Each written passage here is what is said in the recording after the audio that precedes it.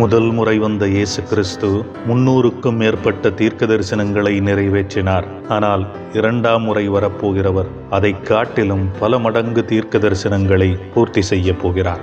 அறியாமையினாலும் வதந்திகளாலும் கள்ள போதகத்தினாலும் இயேசுவின் இரண்டாம் வருகையின் முக்கியத்துவம் கேலிக்கூத்தாக மாறி வருகிறது. அவரின் வருகையை நாம் அறிந்திருக்க வேண்டும் என்று எழுதப்பட்டிருக்கிறது.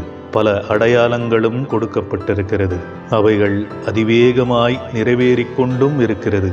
அறிந்து கொள்வோம், பகிர்ந்து கொள்வோம். உணர முடியாதவர்களின் மீட்புக்காக மன்றாடுவோம்.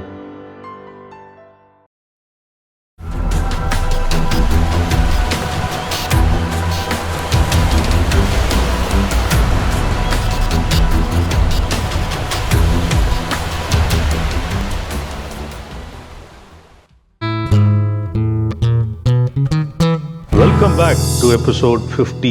வெளிப்படுத்துதல் 19ஆம் அதிகாரம் 2ஆம் பாகம் 11 முதல் 21 வசனங்கள் வரை. யோவான் இப்படியாக இதை துவங்குகிறார். பரலோகம் திறக்கப்பட்டதை நான் பார்த்தேன், தரிசித்தேன். இது ஒரு புதிய தரிசனம் என்பதை நாம் நினைவில் கொள்ள வேண்டும். வெளிப்படுத்துதல் 19ஆம் அதிகாரம் 11ஆம் வசனம்.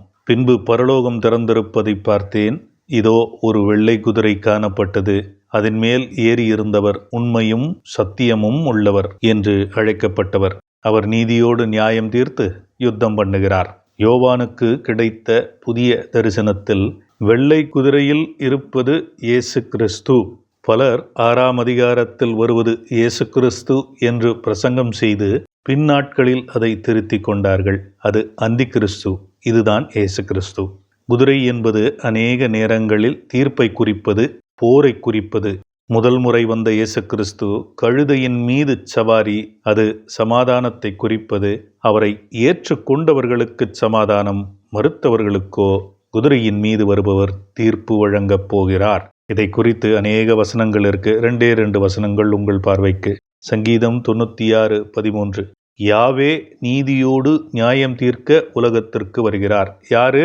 இயேசுன்னு போடலைங்க, யாவேன்னு போட்டிருக்கு. பிதா இதை செய்யல, இயேசு கிறிஸ்து தான். 2வது யாத்திராகமம் 15:3. யாவே யுத்தத்தில் வல்லவர், யாவே என்பது அவருடைய நாமம். 12ஆம் வசனம். அவருடைய கண்கள் அக்கினி ஜுவாலையை போல் இருந்தது. அவருடைய தலையின் மேல் அநேக கிரீடங்கள் இருந்தது. ஒருவனும் அறியா அவருக்கு மட்டுமே தெரிந்த ஒரு பெயரும் எழுதியிருந்தது. அது நாங்கள் அதை வெளிப்படுத்துதல் 1ஆம் அதிகாரம் 14ஆம் வசனத்திலேயும் இதே போல யோவான் எழுதியிருக்கிறார். அவருடைய கண்கள் அக்கினி ஜுவாலையை போல இருந்தது. இது கிறிஸ்து தான். பல கிரீடங்கள் அவருடைய தலையில் உள்ளது. இது ராஜ்யத்திற்குண்டான கிரீடம், டயடம் என்பது. வெற்றி பெற்று வந்தால் அது ஸ்டெஃபனாஸ். பல கிரீடம் என்று சொல்லும் பொழுது தொடக்கமும் இல்லை, முடிவும் இல்லை என்பதுதான் பொருள். சாத்தானின் தலையில் 7 இருந்தது. அந்தி கிறிஸ்துவின் தலையில் 10 இருந்தது. அவர் மட்டுமே அறியக்கூடிய பெயர் எழுதப்பட்டிருக்கிறது. அப்படி என்றால் அவருக்கு மட்டும்தான் தெரியும்னு அர்த்தம். மூத்த போதகருடைய வார்த்தைகளை கடன் வாங்கி கூறுகிறேன். நீங்க யூஸ் பண்ற அதே பைபிள் தான் நானும் யூஸ் பண்றேன், அதனால எனக்கும் தெரியாது. 13ஆம் வசனம். இரத்தத்தில் தோய்க்கப்பட்ட ஆடையை அணிந்திருக்கிறார். தேவனுடைய வார்த்தை என்பதும் அவருடைய பெயர். சில டிரான்ஸ்லேஷன்ல தேவனுடைய வார்த்தை என்பதே அப்படின்னு போட்டிருக்கு. இந்த கிரீக் மேனுஸ்கிரிப்ட்ல அப்படி போடல. இரத்தத்தில் தோய்க்கப்பட்ட ஆடையை அணிந்திருக்கிறார் அப்படின்னா என்னங்க? இயேசு கிறிஸ்து எங்கு வருகிறார் என்ற குழப்பம் வேத வல்லுநர்களிடம் மாறுபட்ட கருத்து நிலவுகிறது. அர்மகதான் என்ற தலைப்பும் இதில் அடங்கும். ரொம்ப பியூட்டிஃபுல்லான ஒரு சப்ஜெக்ட். ஆனால் கொஞ்சம் வெயிட் பண்ணுங்க. தேவனுடைய வார்த்தை என்பதும் இயேசு கிறிஸ்துவின் வருகையும் வரும் இடத்தையும் சில சம்பவங்களோடு இணைத்து சற்று நேரத்தில் பார்க்கலாம். 14ஆம் வசனம். பரலோகத்தில் உள்ள படைகள் வெண்மையும் சுத்தமுமான மெல்லிய ஆடையணிந்து வெள்ளை குதிரைகளின் மேல் ஏறி அவருக்கு பின் சென்றார்கள். இங்க பாருங்க, பரலோகத்தில் 1 படைகளாம், ஆர்மின்னு போட்டிருக்கு. 3வது வெண்மையும் சுத்தமுமான மெல்லிய ஆடை அணிந்து. அடுத்து வெள்ளை குதிரைகளின் மேல் ஏறி வருகிறார்கள். இது சபை என்று கூறப்படும் சர்ச் அல்லது எக்லீசியா. இதுல அநேக போதகர்கள் உடன்படுவார்கள். ஆனா கன்ஃபியூஷன் எங்க வருதுன்னா, இயேசு கிறிஸ்து பூமிக்கு வந்தார் என்று யோவான் எழுதவில்லை. சபை அவரை பின்தொடர்கிறார்கள் என்றுதான் எழுதியிருக்கிறார். 20ஆம் அதிகாரத்தில் இயேசு கிறிஸ்து பரலோகத்தில் தான் இருக்கிறார் என்று எழுதப்பட்டிருக்கிறதே. அது 20th சாப்டர் படிக்கும் பொழுதும் இன்னும் டீட்டெயிலாக பார்க்க போகிறோம். நிறைய பேர் கன்ஃபியூஸ் ஆகிறாங்க. இதில் முதல் முறை வந்தவரை ஏற்றுக்கொண்டவரை ராஜாக்களாகவும் ஆசாரியர்களாகவும் தளபதிகளாகவும் மாற்றிவிட்டார். அதில் மாற்று கருத்து இல்லை. அவரோடு நாமும் பூமிக்கு வந்து அவருடைய அரசவையில் இணைந்து பணியாற்றுவோம் என்பதில் மாற்று கருத்து இல்லை. ஆனால் இந்த இடத்தில் அவர் பூமிக்கு வருகிறார் என்று எழுதவில்லை. 15ஆம் வசனம், அந்நிய மக்களை வெட்டும்படிக்கு அவருடைய வாயிலிருந்து கூர்மையான வாள் புறப்படுகிறது, இரும்பு கோலால் அவர்களை அரசாளுவார். அவர் சர்வ வல்லமையுள்ள தேவனுடைய கடுமையான கோபமாகிய மதுபான ஆலையை மிதிக்கிறார். சுருக்கமாக 2 காரியங்கள். 1, அவர் வாயிலிருந்து வரக்கூடிய கூர்மையான வாள். 2வது, மதுபான ஆலை. ஏசாயா 11ஆம் அதிகாரம் 4ஆம் வசனம், பூமியை தமது வார்த்தையாகிய கோலால் அடித்து தமது வாயின் சுவாசத்தால் துன்மார்க்கரை அழிப்பார். சம்திங் சிமிலர் பாருங்க. சங்கீதம் 2:9, இரும்பு கோலால் அவர்களை நொறுக்கி. இது போல பழைய ஏற்பாட்டில் பல இடங்களில் மென்ஷன் பண்ணிருக்கு. நான் என்ன சொல்ல வரேன், பழைய ஏற்பாட்டில் சொன்ன அனைத்தும் இயேசு கிறிஸ்துவிற்குத்தான் பொருந்தும். 2வது, மதுபான ஆலையை மிதிக்கிறார். இதுவும் பழைய ஏற்பாட்டின் வாக்கியம்தான். பைதவே, இதனுடைய சுருக்கம், அவரை ஏற்றுக்கொள்ளாத அந்தி கிறிஸ்துவின் நாடகத்திற்கு பணிந்தவர்களின் இரத்தம் புரண்டோடும். 16ஆம் வசனம், ராஜாதி ராஜா கர்த்தாதி கர்த்தா என்னும் நாமம் அவருடைய ஆடையின் மேலும் அவருடைய தொடையின் மேலும் எழுதப்பட்டிருக்கிறது. ஆடையின் மேலும்ன்றது ஓகேங்க, அதை குறித்து நிறைய பேர் பேசியிருக்கிறாங்க. அது ரைச்சியஸ்னஸ், நீதி, அவர் ஆளுவார், அதெல்லாம் ஓகே. தொடைன்னு ஏன் எழுதினாரு ஜானு சம்பந்தமே இல்லாம? இந்த தொடை என்ற வார்த்தை எபிரேய மொழியில் யாரேக், முதல் 5 முறை பயன்படுத்தப்படும் இடத்தினுடைய பின்னணியை பார்க்க போகிறோம். இது பயங்கர இன்ட்ரெஸ்டிங்காக இருக்கும். எதற்காக யோவான் இந்த வார்த்தையை பயன்படுத்தினார் என்று பயங்கர கன்ஃபியூஷன் இருந்தது எனக்கு. நானும் கமெண்ட்ரி எல்லாம் போய் தேடி பார்த்தேன், எங்கேயும் இல்லை. சரி, வேற ஒரு ஸ்டைல் இருக்கு எப்போதும் நான் சொல்றது, லா ஆஃப் ஃபர்ஸ்ட் மென்ஷன். வேதாகமத்தில் முதல் முறை ஒரு வார்த்தை எங்கு வருகிறது என்று பார்த்தால் சில நேரங்களில் அதுக்கு க்ளூ கிடைக்கும். அப்படி பார்க்கும் பொழுது ஆதியாகமம் 24ஆம் அதிகாரம், இங்கிலீஷ்ல 2வது வசனம், தமிழ்ல 4வது வசனம் ஃபர்ஸ்ட் டைம். 2வது முறை கொஞ்சம் தள்ளி 9th verse. முதல் கதையின் சுருக்கம் இது. ஆபிரகாம் தந்தை ஸ்தானத்திலிருந்து பெயர் குறிப்பிடாத ஒரு நபரை தன் மகனுக்கு பெண் பார்க்க அனுப்புகிறார். அந்த நபரும் ஒரு பெண்ணை பார்த்து கையோடு அழைத்து வருகிறார். மகனுக்கு திருமணம் நிறைவேறுகிறது. இங்க ஆபிரகாம் பெயர் குறிப்பிடாத நபரிடத்தில் நல்லா நோட் பண்ணுங்க, என் தொடையில் கை வைத்து என் மகனுக்கு பெண் பார்த்து விட்டு வா என்ற சத்தியத்தை கேட்கிறார். அதற்கு அந்த நபரும் ஆபிரகாமின் தொடையின் மீது கை வைத்து, இது 2வது முறை சத்தியம் செய்கிறார். தொடையில அடிச்சு சத்தியம் பண்றது இன்னைக்கு நேத்து வந்தது இல்லைங்க, ஆபிரகாம் காலத்திலிருந்து இருந்தது. அது ஒரு வழக்கம். வேதாகமத்தை பற்றி ஓரளவு தெரிந்தவர்களுக்கும் இது எளிதாக புரிந்துவிடும். தந்தை ஸ்தானத்தில் ஆபிரகாம், மகனின் ஸ்தானத்தில் ஈசாக்கு, அவர் பையன். இவர் கிறிஸ்துவை போல அல்லது எ டைப் ஆஃப் கிரைஸ்ட் என்று கூறுவார்கள். பெண் பார்க்க சென்றவர் 24ஆம் அதிகாரத்தில் பெயர் இருக்காது, ஆனால் 15ஆம் அதிகாரத்தில் அவருடைய பெயர் இருக்கும். அது எலியேசர். எல் என்றால் தேவன், அசார் என்றால் துணை, எல்ப், தேவனுடைய துணையாளர் அல்லது தேற்றரவாளர் என்றும் கூறலாம். இந்த தேற்றரவாளர் நல்லா நோட் பண்ணுங்க, புறஜாதி பெண்ணான ரெபேக்காளை பார்த்து கையோடு பிதாவின் இடத்திற்கு அழைத்து வந்து கிறிஸ்துவை போல எனப்படும் ஈசாக்கின் திருமணத்திற்கு வகை செய்கிறார். எங்கேயோ கேட்ட மாதிரி இருக்குல்ல? பரிசுத்த ஆவியானவர் இன்று புறஜாதி மக்களான நம்மை மணவாட்டியாக தேர்வு செய்து பின்பு மணவாளனோடு இணைத்து விடுகிறார் என்பதை யோவான் நினைவுபடுத்துகிறார். ஸோ முதல் முறை தொடை என்பதை பார்த்தோமா? அடுத்து பாருங்க, இது அதோட இன்ட்ரெஸ்டிங்காக இருக்கும். ஆதியாகமம் 32 3 இடத்துல இந்த வார்த்தை வரும், தொடை. 25, 31, 32. சரி, ஸ்டோரியை பார்க்கலாம். யாக்கோபு ஒரு மனிதனோடு சண்டை போடுகிறார். பின்பு தேவனோடு சண்டை போட்டு முகமுகமாய் தரிசித்த பின்பு நான் எப்படி உயிரோடு இருக்கிறேன் என்று கூறுகிறார். மாறி மாறி எழுதப்பட்டிருக்கும். அதுவே 48ஆம் அதிகாரத்தில் இந்த நபர் தன்னை மீட்டெடுத்தவர் என்றும் பிள்ளையை ஆசீர்வதிக்கட்டும் என்றும் கூறுவார். தூதர்களும் அடிமைகளே என்பதை ஏற்கனவே பார்த்தோமே. அப்ப இது யாரு? வந்தது இயேசு கிறிஸ்துவே. 3, 4 மற்றும் 5ஆம் முறை தொடை என்ற வார்த்தை மனித அவதாரத்தில் வந்த இயேசு கிறிஸ்து ஸ்டோரியோட போய் கனெக்ட் ஆகும். என்னதான் நடந்ததுங்க? யாக்கோபின் தொடையில் கை வைக்கிறார். பின்பு யாக்கோபு எனும் பெயரை மாற்றி இஸ்ரேல் என்று கூறி ஆசீர்வதித்துவிட்டு கிளம்புகிறார். The beginning of Israel. Moral story. இந்த தொடை என்ற வார்த்தைக்கு பின் சபையிற்கு கொடுத்த சத்தியமும் இயேசுவின் சகோதரர்களுக்கு கொடுத்த சத்தியமும் ஒரே நபரால் பூர்த்தி செய்யப்படுகிறது. தியானித்து பாருங்கள். சங்கீதக்காரரை போல நீங்களும் உம் வார்த்தை தேனினும் இனிமையானது என்பதை உணர முடியும். 17 மற்றும் 18 வசனம்.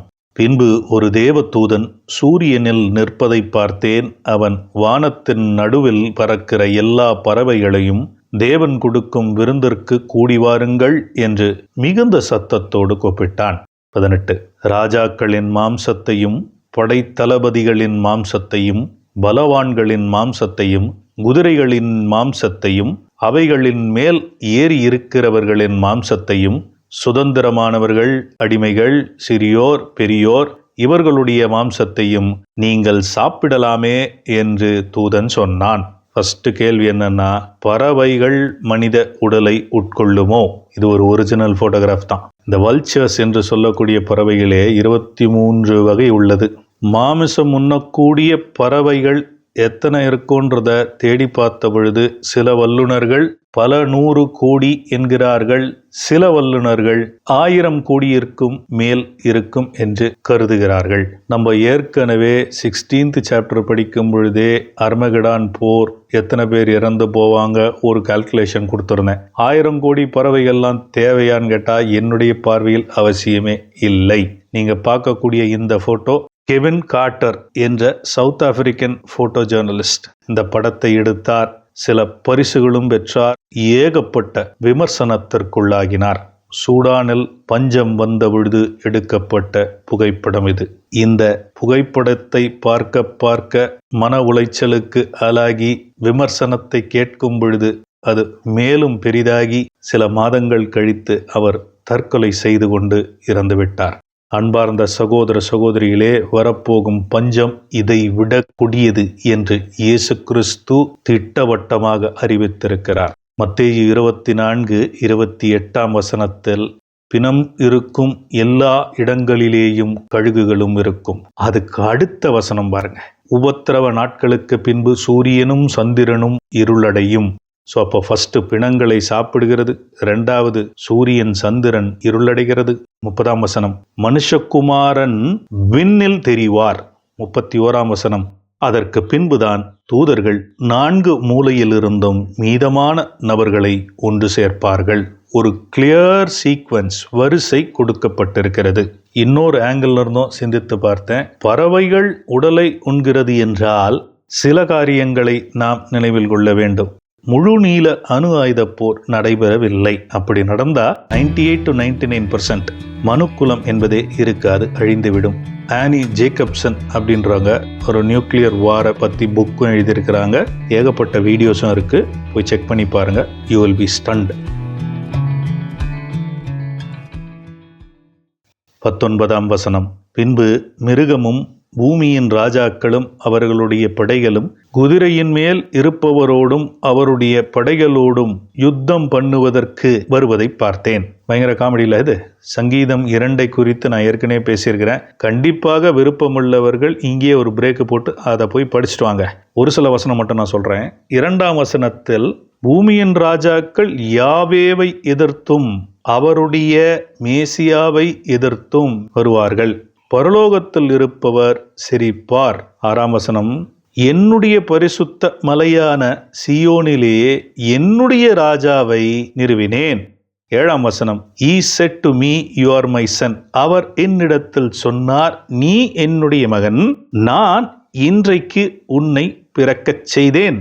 இது ஆட்சி அமையும் பொழுது inauguration the king of the earth. 12ஆம் வசனம், கிஸ் த சன், குமாரனை முத்தமிடு, இல்லனா அவருக்கு கோபம் வந்துடும், நீங்க அழிஞ்சிடுவீங்க. முடிக்கும் பொழுது அழகாக சங்கீதக்காரர் முடிக்கிறார், அவரிடத்தில் அடைக்கலமாய் இருக்கிறவர்கள் பாக்கியவான்கள். 20ஆம் வசனம், அப்பொழுது மிருகம் பிடிக்கப்பட்டது, மிருகத்தின் முன்பாக அற்புதங்கள் செய்த கள்ள தீர்க்கதரிசியும் பிடிக்கப்பட்டான். தன்னுடைய அற்புதங்கள் மூலமாக மிருகத்தின் முத்திரையை அணிந்தவர்களையும் அதன் உருவத்தை வணங்கினவர்களையும் ஏமாற்றினவன் இவனே. இருவரும் கந்தகம் எரிகிற அக்கினி கடலிலே உயிரோடே தள்ளப்படுவார்கள். வெளிப்படுத்துதல் 14ஆம் அதிகாரம் 9 முதல் 11ஆம் வசனம் வரைக்கும் நாம் படித்ததில் ஒரு சில காரியங்கள் மறுபடியுமாக உங்கள் கவனத்திற்கு. அந்தி கிறிஸ்துவை வழிபடாதீர்கள், அவனுடைய முத்திரையை ஏற்றுக்கொள்ளாதீர்கள். ஏற்றுக்கொண்டால் அல்லது வழிபட்டால் நித்தியத்திற்கும் பரிசுத்த தூதர்களுக்கு முன்பாகவும் ஆட்டுக்குட்டியானவருக்கு முன்பாகவும் அக்கினியினாலும் கந்தகத்தினாலும் வாதிக்கப்படுவான் என்று அறிவிப்பதை பார்த்தோம். இது எட்டர்னல் பனிஷ்மெண்ட். வெளிப்படுத்துதல் 20ஆம் அதிகாரத்தில் மறுபடியும் இதை குறித்து பார்க்க போகிறோம். 21ஆம் வசனம், மற்றவர்கள் குதிரையின் மேல் ஏறினவருடைய வாயிலிருந்து புறப்படுகிற வாளினால் கொல்லப்படுவார்கள், அவர்களுடைய மாம்சத்தினால் பறவைகள் யாவும் திருப்தியடைந்தன. உலகத்தில் எந்த மூலையில் இருந்தாலும் முத்திரையை ஏற்றுக்கொண்டவர்களும் அந்தி கிறிஸ்துவை வழிபட்டவர்களும் கிறிஸ்துவன் வாயிலிருந்து வரும் வார்த்தையின் மூலமாக கொல்லப்படுவார்கள். அவர்களின் பிணங்கள் மாமிசம் உண்ணும் பறவைகளுக்கு மகா விருந்தாகும். சரிங்க, இதுதான் கிளைமேக்ஸ். கடைசியிலன்னு சொல்லிட்டு இருந்தோம் இல்லையா, அந்த டாபிக் வந்துருச்சு. இயேசு கிறிஸ்து எங்கே தான் வரார்? சிலர் அர்மகடான், சிலர் குதிரையில் வரார். இந்த புத்தகத்தில் எழுதிய ஒரு சில காரியங்கள் பாருங்க. 14ஆம் அதிகாரத்தில் ஒலிவ மலையில் 1,44,000 யூதர்களோடு நின்று கொண்டிருக்கிறார். கல்ட்டு கும்பல் கிடையாது. 2வது, அதே 14ஆம் அதிகாரத்தில் மேகத்தில் அமர்ந்து கொண்டு ஆத்துமாவை அறுவடை செய்து கொண்டிருக்கிறார். 16ஆம் அதிகாரத்தில் அர்மகதான் என்ற வார்த்தை பயன்படுத்தப்படுகிறது. நிறைய பேர் அங்கதான் வராருன்றாங்க. அது இல்லைன்றதை நான் அங்கேயே சொல்லியிருந்தேன். ஒருவேளை நீங்க பார்க்கலனா அதை போய் பாருங்க. அர்மகடான்லேருந்து பெட்ரா வரைக்கும் இருக்கு சண்டை. அடுத்து 19ஆம் அதிகாரத்தில் குதிரையில் வருகிறார். குதிரையில் வராருன்னு தான் எழுதியிருக்கிறாரு, பூமிக்கு வந்து விட்டார் என்று யோவான் எழுதவில்லை. புதிய ஏற்பாட்டில் இப்படி எழுதியிருக்குங்க, பழைய ஏற்பாட்டிலையும் எழுதியிருக்கு. அது கான்ட்ரடிக்ஷன் மாதிரில தெரியுது. ஜக்கரியா 14ஆம் அதிகாரம், ஒலிவ மலையில் அவருடைய பாதம்படும், புதிய நீரூற்று உண்டாகும், அந்த நீரூற்று ஒரு சைடு மெடிட்டரேனியன் சி, ஒரு சைடு டெட் சி. ஏசாயா 63ஆம் அதிகாரம், ஏதோமிலிருந்து இரத்தக்கரை படிந்த வஸ்திரத்தோடு ஒருவர் வருகிறார். என்னுடைய கேள்வி என்னன்னா, இதெல்லாம் தனித்தனி சம்பவங்களா, ஒரே நாள் ஒரே நேரத்தில் நடக்கும் சம்பவங்களா? ஒரு சில எக்ஸாம்பிள் சொல்றேன் பாருங்க. மனித அவதாரத்திற்கு முன் இயேசுவின் தரிசனங்கள்னு ஒரு டாபிக் இருக்குங்க. வேதாகமத்திலேயே இருக்கிறதுலே ரொம்ப ஃபேசினேட்டிங் சப்ஜெக்ட்னா அதுதான். ஃபர்ஸ்ட் ஸ்டோரி, யாவேவின் சேனையின் அதிபதியோடு சந்திப்பு. யாரு? ஜோஷுவா இல்ல யோசுவா. யோசுவா தரையிலே முகம் குப்புற விழுந்து பணிந்து கொண்டு, இதோ உமது அடிமை கட்டளையிடும் என்று கூற, மனித ரூபத்தில் வந்த அதிபதியோ, உன் கால்களில் இருக்கிற காலணிகளை கிழற்றி போடு, நீ நிற்கிற இடம் புனிதமானது என்றார். இது இமீடியட்டா ஜோஷுவாக்கு எதை நினைவுபடுத்தியிருக்கும்? மோசே சொல்லியிருப்பார்ல, பர்னிங் புஷ் ஸ்டோரி. இதே ஜோஷுவா மோசேவின் நாட்களில் பைபிள் என்ன போட்டிருக்கோம், ஒரு கிளவுடு மாதிரி ஒன்று வரும் கூடாரத்திற்கு. அது வந்ததுன்னா மோசே கூடாரத்திற்குள் போவார், அவர் முகமுகமாய் பேசினார்னு இருக்கும். அப்போ ஒரு இளைஞன் யோசுவா அந்த இடத்திலிருந்து நகராமல் இருப்பார். ஸோ மோசே அங்க யார் கூடியோ முகமுகமா பேசுறத இந்த கேரக்டரும் பார்த்திருக்காரே. ஜீசஸ் என்ன சொல்லியிருக்காரு? பிதாவை ஒருவனும் கண்டதில்லைன்னு சொல்லியிருக்காரு. அப்போ பிதா முகமுகமா பேசல, ஒரே ஒரு நபர் தான் மேனிஃபெஸ்ட் ஆயிருக்கிறது, இன் ஃபிளஷ், இயேசு கிறிஸ்து தான். அப்போ யோசுவா டேபர்நாக்கல் கூடாரத்துல பார்த்தது யாரு? இங்க பார்க்கறது யாரு? எல்லாம் ஒரே நபரே. வெவ்வேறு காலகட்டங்களில் வெவ்வேறு நபராக காட்சி அளித்திருக்கிறார், தரிசனமாகி இருக்கிறார். இப்போ நீங்க என்ன பண்ணணும்னா, இந்த 1,44,000 நபர்கள் மேகத்தில் அமர்ந்து கொண்டு அறுவடை, அர்மகதான் முதல் பெட்ரா வரைக்கும் சண்டை, குதிரையில் வருபவர் ஒலிவமலையில் பாதம்படும், ஏதோமிலிருந்து இரத்த கரையோடு வருபவர். பிரதர்ஸ் அண்ட் சிஸ்டர்ஸ் எல்லாருமே ஒரு விஷயத்தை மறந்துடுறோம் இந்த டீப் ஸ்டடி பண்ணும் பொழுது. பிதா, குமாரன், பரிசுத்தாவி 3 பேருமே எல்லா காலகட்டத்திலேயும் எல்லா இடங்களிலேயும் இருக்கிறார்கள். நம்ம பேசிட்டு இருக்கும் பொழுதும் Christ is there with you, என்னோடும் இருக்கிறார், உங்களோடும் இருக்கிறார். அப்படி என்றால் யோசுவாவிற்கு தரிசனம் ஆகும் பொழுது இயேசு கிறிஸ்து தன்னுடைய சீட்டிலிருந்து எழுந்திருச்சு வந்துட்டு, எப்பா என் சீட்டை பத்திரமா பார்த்துக்கோங்க, நான் திருப்பி வரேன்னு சொல்லிட்டா போனாரு? கிடையாதே. வேறு ஏதாவது ஒரு தேவை இருந்தாலும் இதே நேரத்தில் அவர் சந்தித்திருப்பார் என்பதை நாம் ஏன் உணர மறுக்கிறோம்? தியானித்து பாருங்கள், உங்களுக்கே புரியும். இதை குறித்து கிறிஸ்துவிற்கு சித்தமிருந்தால் என்றைக்காவது ஒரு நாள் இன்னும் டீட்டெயிலாக பார்க்கலாம். It will be a wonderful study.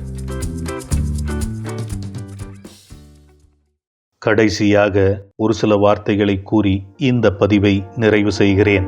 இயேசு கிறிஸ்து பூமியில் இருந்த பொழுது கூறிய வார்த்தை ஒத்தகச் சுருள் என்னை குறித்தது. இந்த வார்த்தையான இயேசு மோசேயிடம் நண்பனைப் போல பேசினார்.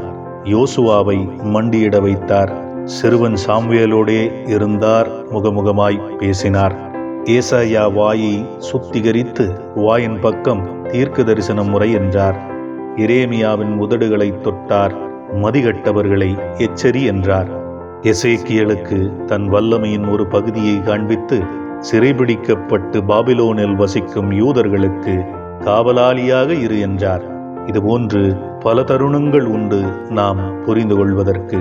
அது புரிந்தால் வார்த்தை மாமிசமானது என்பது அதிர்ச்சியூட்டாது. வார்த்தையானவரின் செயல்பாடுகள் அடுத்த பதிவிலும் தொடரும். பரிசுத்த ஆவியானவரின் சித்தத்தின்படி மீண்டும் சந்திப்போம். ஷலோம். God bless you.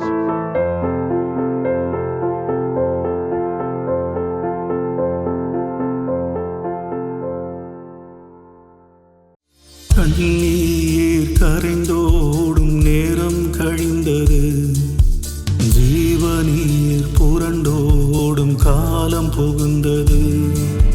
கண்ணீர் கரைந்தோடும் நேரம் கழிந்தது, ஜீவநீர் புரண்டோடும் காலம் புகுந்தது. தனனான தனனான தனனா